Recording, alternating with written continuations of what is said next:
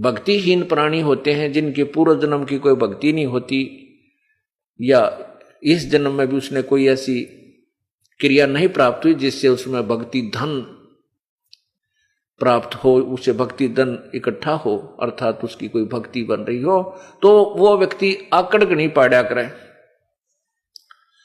वो झुकता नहीं, वो अभिमानी होता है, ऊंट की तरह ऊपर ने गर्दन करके चलेगा, नु चौड़ी टांग धरेगा। ऐसा जब तक तो हो सकता है पुण्यात्मा को ज्ञान ना हो, तो अनजानपने में कोई भी ऐसे अभिमान कर सकता है, कोई भी इस प्रकार की क्रिया कर सकता है। जब ज्ञान हो जाता है फिर उस पुण्यात्मा में वो प्रक्रिया नहीं रहती, वो सीधा एक सभ्य व्यक्ति की तरह चलता है, सभ्य व्यक्ति की तरह व्यवहार करता है, और उसके अंदर एक इतना गुण आ जाता है कि वो परमात्मा के दरबार में झुके बिना नहीं रह सकता। ये उसकी जैसे सरसों होती है, सरसों होती है, जब तक सरसों की फली कच्ची होती है उसकी कीमत नहीं बनती, उसमें दाना नहीं बनता, तो ऊपर को खड़ी रहती है ऐसे।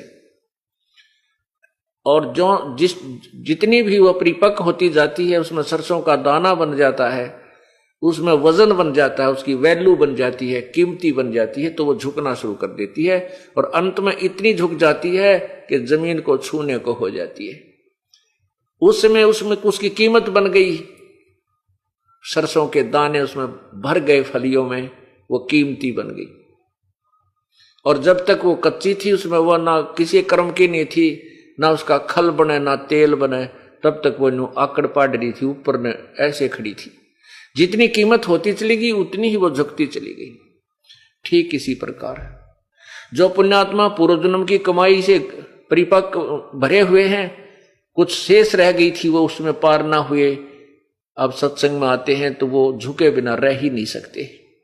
उनका स्वभाव, हम तो पत्थर के सामने प्रणाम किया करते थे, 2 ईंट लगा करके माता बना रखी होती जिस पर कुत्ते मुत्या करते हम उस पर भी नमस्कार किया करते थे, क्योंकि हमारे अंदर वो गुण था, हमारे अंदर वो कीमत थी, भगवान का धन था, वो हमें झुकाए बिना छोड़ता नहीं था।